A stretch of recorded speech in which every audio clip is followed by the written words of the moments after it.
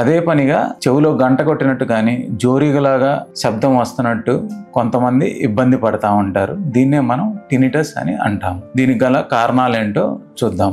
మొదటిది చెవిలో ఉండే ప్రాబ్లమ్స్, రెండోది మెదడులో ఉండే ప్రాబ్లమ్స్. చెవిలో ఉండే ప్రాబ్లమ్స్ కామన్ గా ఉండేది వ్యాక్స్, అంటే చెవిలో గూలు ఎక్కువగా పేరుకున్నప్పుడు వినికిడి లోపం వల్ల ఏదైనా దెబ్బ తగిలిన తర్వాత చెవిలో ఉండే కర్ణబేరిలో హోల్ పట్టడం వల్ల కూడా వాళ్ళకి జోరిగలాగా టినిటస్ వస్తూ ఉంటుంది. ఇంకొంతమంది వయసు వచ్చే కొద్ది వినికిడి లోపం అనేది సహజంగా వస్తుంది. ఇది వెస్టిబ్యులో కాక్లియర్ నర్వ్ డిస్ఫంక్షన్ వల్ల ఈ లోపం వస్తుంది. ఎప్పుడైతే మనకు బయట నుంచి శబ్దాలు వినపడవో వాళ్ళకి కాన్స్టెంట్ గా వాళ్ళ బ్రెయిన్ కి ఈ టినిటస్ వినిపిస్తూ ఉంటది. ఇది కొంతమేర మనం హియరింగ్ ఎయిడ్స్ ద్వారా తగ్గించవచ్చు. రెండో కారణం బ్రెయిన్ రక్తనాళాల్లో ఉండే లోపం వల్ల కూడా మనకి టినిటస్ రావచ్చు. ఇందులో most common treatable cause BP ఎక్కువ ఉన్న వాళ్ళకి చెవిలో క్లిక్కింగ్ సౌండ్ వస్తూ ఉంటుంది. సో ఎవరైనా చెవిలో క్లిక్కింగ్ సౌండ్ వస్తే వాళ్ళకి బీపీ ఉందేమో చూసుకొని దానికి ట్రీట్మెంట్ వాడితే తగ్గిపోతుంది. కొంతమంది రక్తనాళాల్లో మార్పుల వల్ల, అంటే రక్త ప్రసరణ సరిగ్గా జరగక ఆర్టెరియోవెనస్ మాల్ఫార్మేషన్స్, ఎన్యూరిజమ్స్ అనే 2 అబ్నార్మాలిటీస్ వల్ల